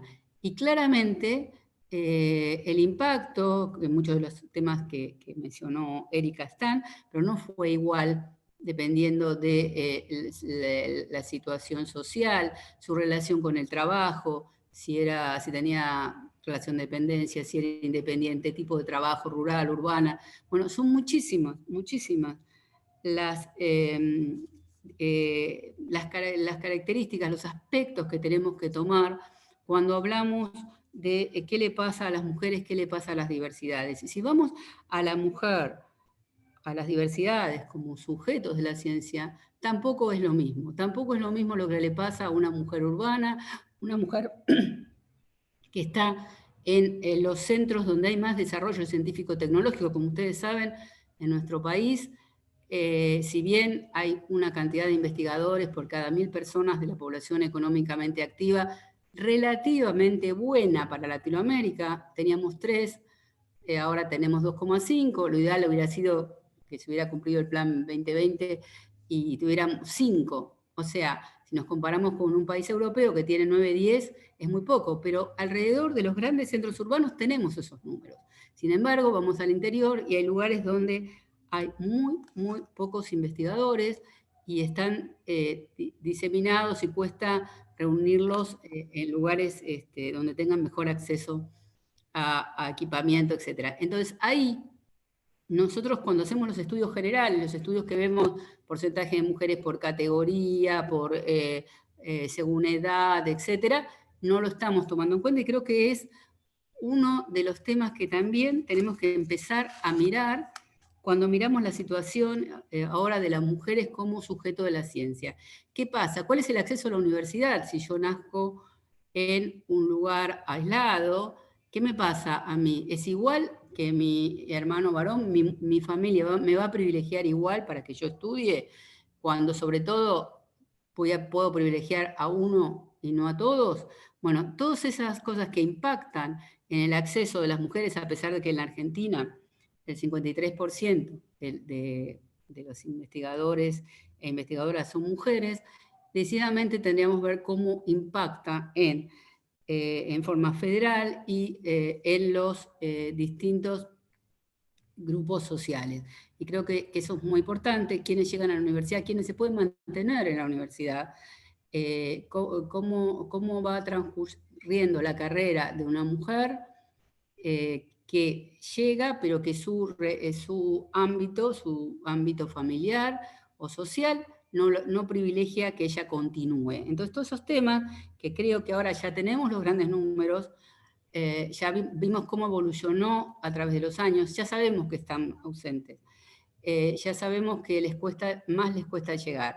Entonces, tenemos que buscar las causas, muchas son las que Erika ya mencionó, pero también tenemos que empezar a hacer, creo, un estudio más fino de qué le va pasando a las mujeres, a las diversidades en los distintos entornos, ya sea geográficos, ya sea sociales. Creo que eso es me parece que es uno de los caminos que tenemos que encarar para poder replantearnos y para que las posibilidades de todas las medidas que nosotros querramos tomar para mejorar, sobre todo, no tanto el ingreso, porque como vimos el ingreso de las mujeres es importante, sino la permanencia y la promoción de las mujeres en ciencia. ¿Y por qué, como dijo Erika, por qué a esta altura de la vida no se ha compensado? Esto no lo resolvió el tiempo, como nos decían, la cuestión de tiempo. Mostró Erika claramente la situación de las mujeres en las carreras asociadas a computación, ¿no? Donde más bien fueron excluidas, no incluidas. Entonces, ¿qué pasa cuando una carrera o una salida laboral pasa a ser muy interesante, sobre todo desde el punto de vista económico? Ahí las mujeres se quedan afuera. ¿Y por qué se quedan afuera? El ambiente es insoportable, no llegamos, no entramos. Bueno, me parece que ahora, de ahora en más, tenemos que empezar a hilar un poco más fino y empezar a ver los impactos en los distintos estudios. Para ver, sobre todo, para mí, lo fundamental es la promoción. ¿Y por qué no estamos en los lugares de gestión? Que es mi pregunta. ¿No nos presentamos? Nos presentamos menos, y eso es algo para estudiar. Se presentan menos mujeres. ¿Por qué se presentan menos mujeres? Porque no tienen modelos para poder avanzar, porque consideran que es una tarea que ellas no pueden realizar, porque consideran que el ambiente les hará muy difícil desarrollarse en una tarea de gestión. Bueno, esos puntos creo que es donde tenemos que ir avanzando para que en los próximos 5 años, un desayuno dentro de 5 años, contemos otra historia. Porque esa, o sea, por lo menos para mí es esa, ¿no? Hay mujeres que llegaron, hay mujeres exitosas, hay mujeres que han recibido premios Nobel, pocas, pero etcétera, pero ¿cuánto le costó? Y que para las mujeres jóvenes, las que se incorporan ahora, tanto en las universidades para estudiar, como después como investigadoras, como ingenieras, como fuera al sistema laboral, no les cueste tanto, no les sea tan difícil. Cuando hablamos de meritocracia, la meritocracia solo puede ser tomada en cuenta si hay igualdad de oportunidades. Y claramente, aún hoy, transcurriendo ya la primera cuarta parte del siglo XXI, no hay igualdad de oportunidades para las mujeres y las diversidades, y menos cuando nosotros empezamos a ver situaciones de sectores sociales desfavorecidos. Entonces, mi anhelo es que en 5 años estemos discutiendo otra cosa, estemos discutiendo lo que pasó y no lo que pasa. Así que bueno, me alegra mucho que estemos acá discutiéndolo, pero esperemos que todo esto que estemos discutiendo, que estamos viendo, que estamos poniendo sobre la mesa, que lo hacemos visibles a todas y a todos, tenga su impacto en la realidad, en la vida de las niñas y de las mujeres. Muchas gracias.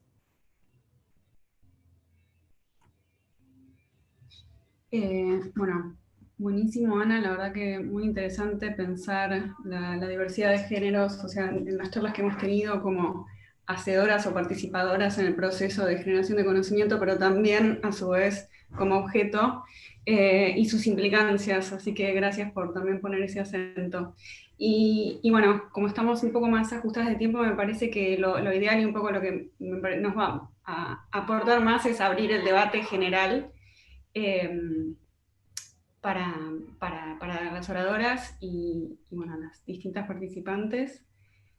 Pau, te cedo. Si quieren, hay algunas cosas que quedaron pendientes en el chat, algunas preguntas más concretas. Había una pregunta más al principio sobre lactarios y acceso a jardines de infantes, más específicamente los lugares de trabajo, y creo que estaba centrada en el CONICET la pregunta. No sé si tienen algo para comentar sobre eso, Ana, en particular, por ahí. Sí, nosotros ¿me escuchan? Sí. Empezamos a trabajar en eso. De hecho, estamos empezando la construcción de un primer jardín maternal en el CEMPAT. El CEMPAT está en Puerto Madryn. Tiene una situación ideal porque hay muchos institutos en un mismo lugar, porque una complejidad del CONICET es la dispersión de la gente. Ahí estamos financiando el inicio de la construcción de un primer jardín maternal en un lugar.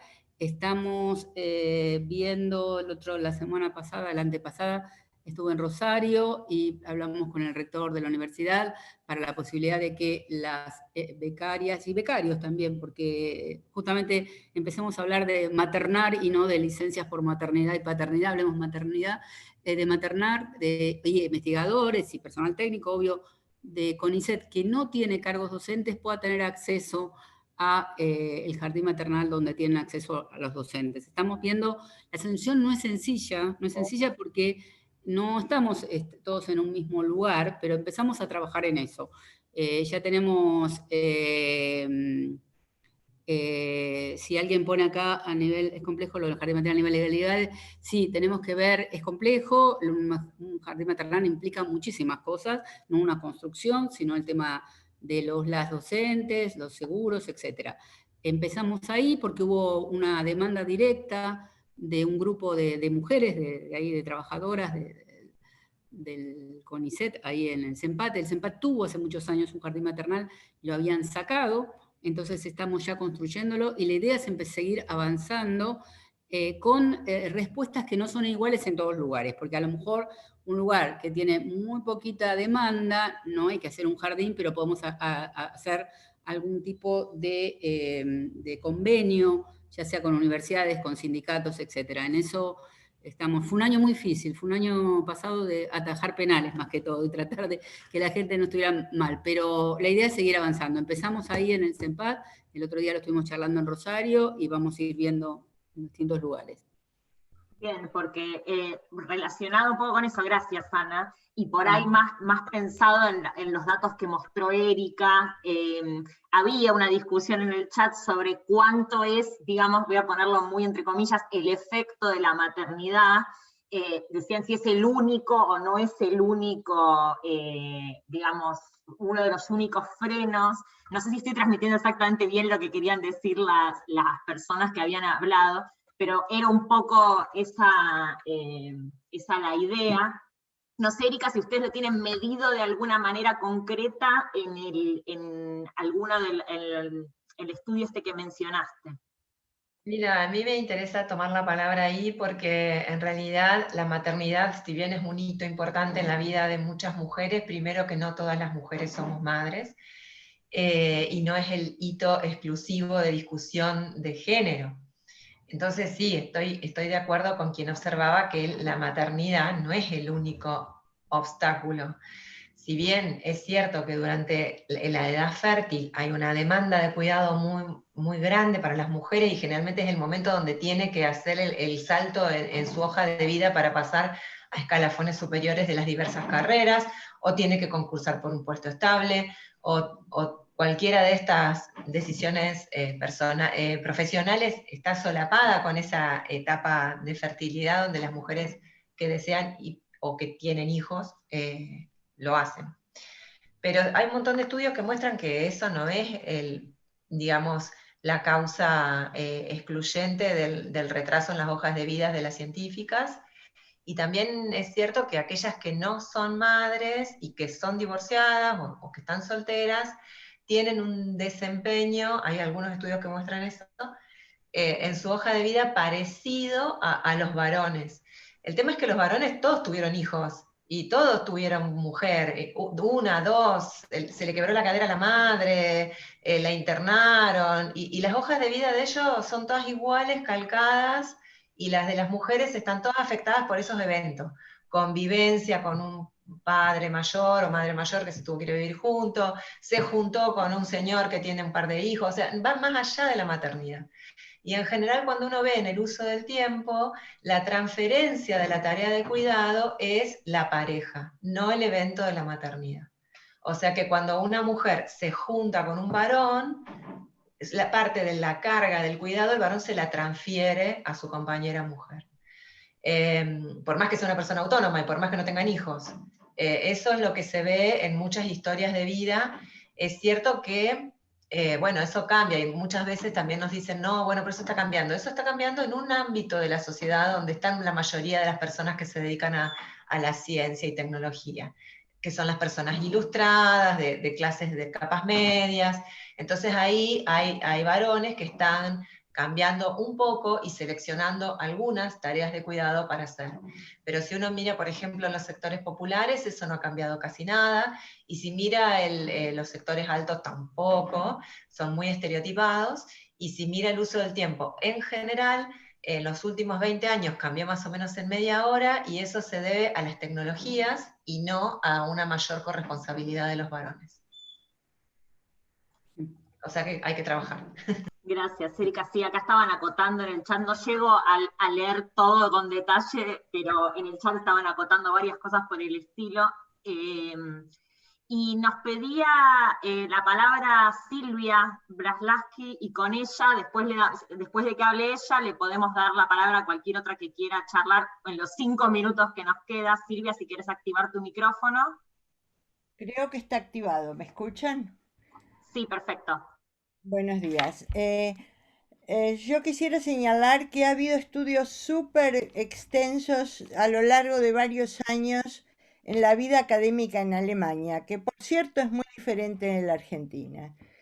Pero en Alemania se hizo el análisis de que realmente era con la llegada de los hijos, en particular en la Sociedad Max Planck y en las instituciones como la Helmholtz y la Fraunhofer, es la llegada de los hijos la que determina las vidas académicas, y voy a hablar solo de las vidas académicas, que es donde yo me he desempeñado y no tengo una pretensión de expandirlo. Hecho por el cual, cuando se analizó esto, y fue hecho por sociólogas, por Armendiger y otras sociólogas, se resolvió dar subsidios especiales a las investigadoras mujeres para que atiendan el problema de los hijos. Y cuando no había guarderías, que no los hay, en los institutos Max Planck no las hay, se les daba dinero para que pudieran tener sus niños en guarderías de las ciudades donde corresponde. O sea, el análisis a lo largo de muchos años fue exactamente eso, que quebraban las carreras de las mujeres en el momento de tener los hijos, tener la familia, por muchas razones. Por ejemplo, porque el jefe en el grupo de trabajo decía que los seminarios eran a las 8 de la noche y las mujeres se iban a cuidar a sus hijos. Entonces un jefe dijo una vez, bueno, los seminarios son los sábados, pero las chicas, si no pueden, que no vengan. O sea, la discriminación de una manera un poco oculta, ¿no es cierto? Yo soy bueno y si no quieren, que no vengan. Hubo aquí en el Instituto Max Planck, uno de los grandes, el de Kohlenforschung, una revolución de los jóvenes hombres que decidieron que no debía haber más seminarios los sábados por la mañana, porque ellos iban a hacer las compras para toda la familia.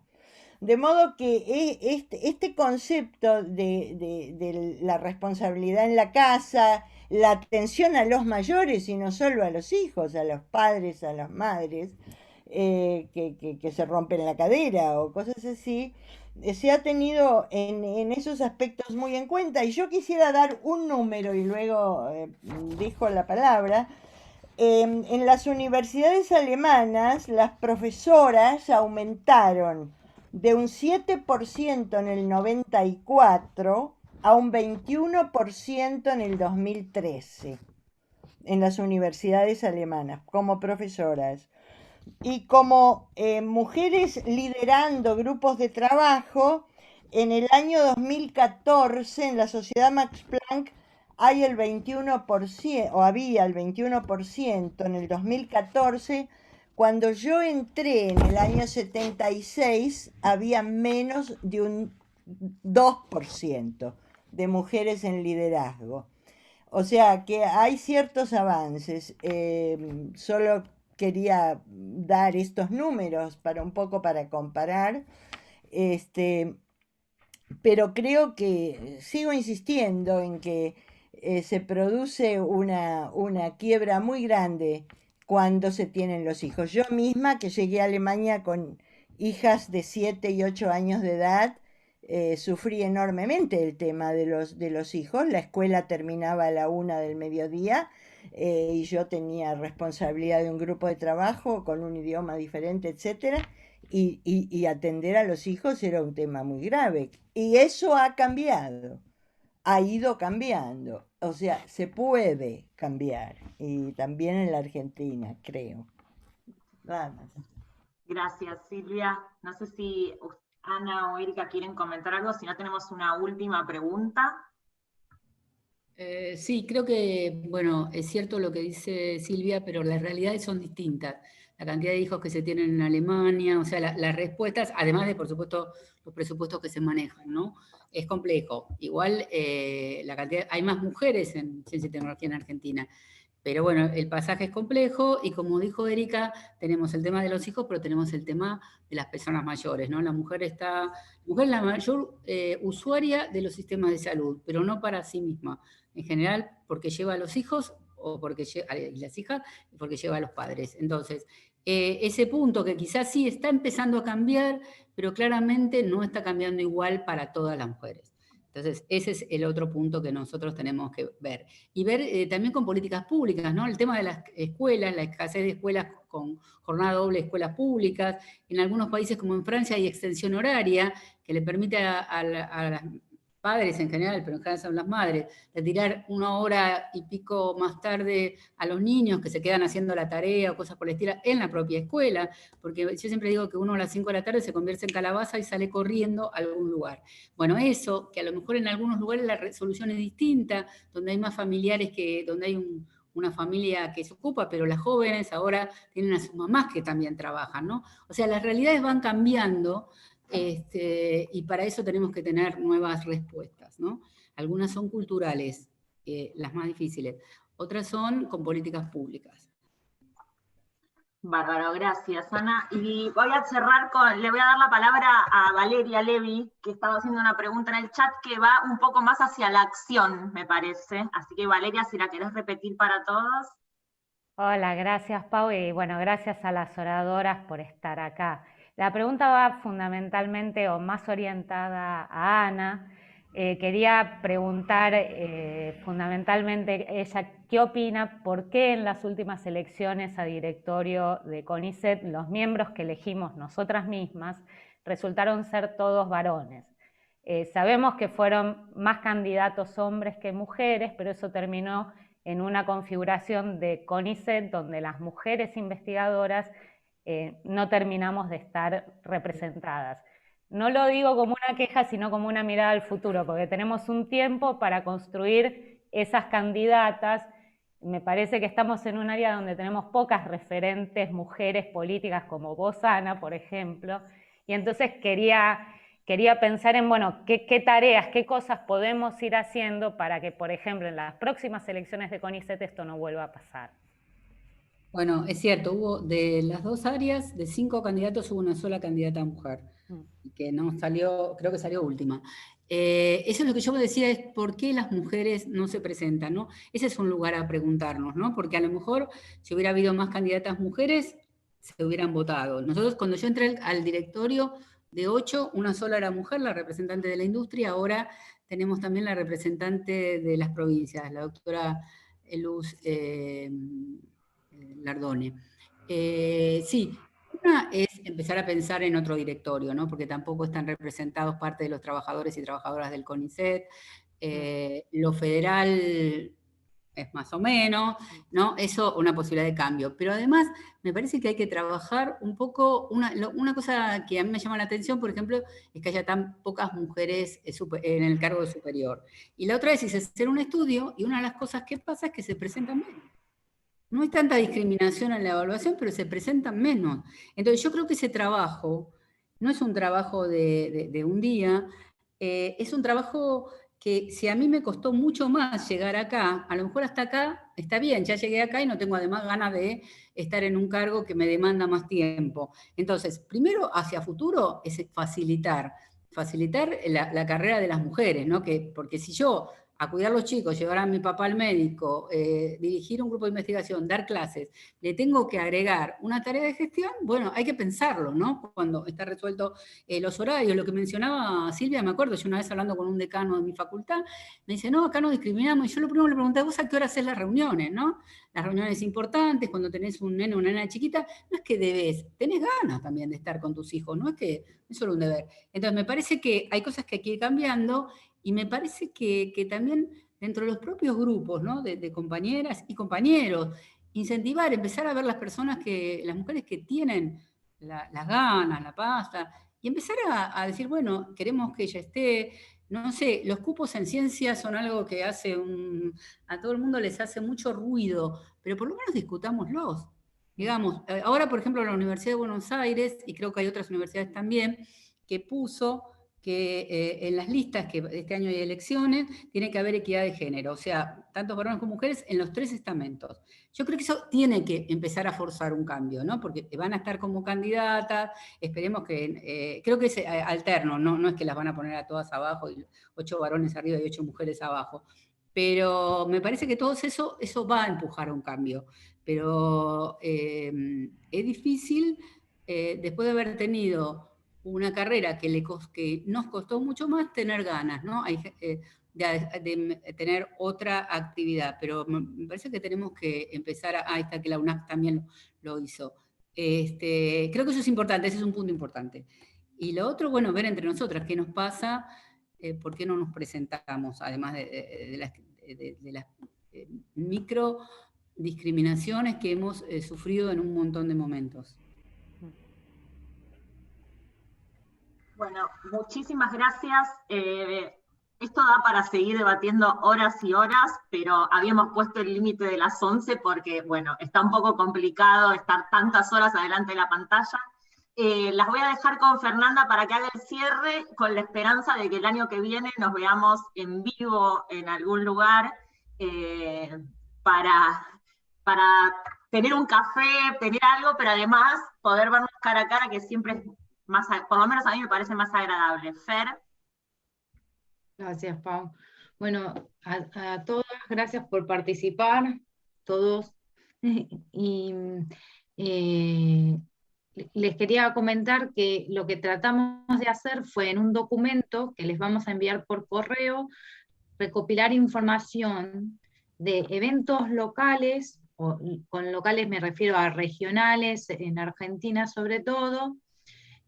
Por ejemplo, que hay un congreso de género y ciencia, luego información sobre los estos desayunos de la IUPAC, porque, digamos, la IUPAC invita a que cada año se organicen más y en más lugares, es decir, esto fue, este está con el tag del INS UNSAM, pero el año que viene, que va a ser presencial, si no nos queremos reunir 100 personas, o sí, o tal vez sí nos queremos reunir 100 personas, pero digamos que si quieren abrir el juego a hacer más desayunos, les dejamos la información para que puedan registrarse e iniciar nuevos desayunos en otras instituciones o sedes.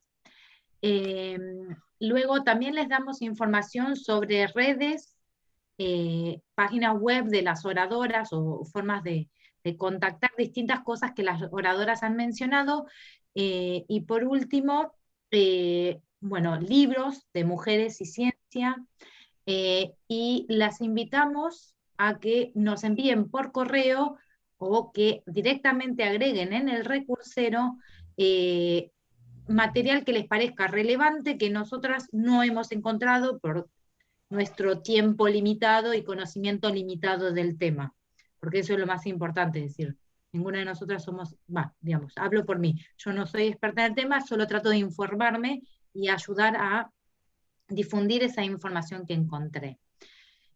Respecto a la pregunta que pusieron en el chat de si esta grabación se va a publicar luego en medios, nos faltaría, hemos grabado todo, pero nos falta confirmar con las oradoras que eso sea posible.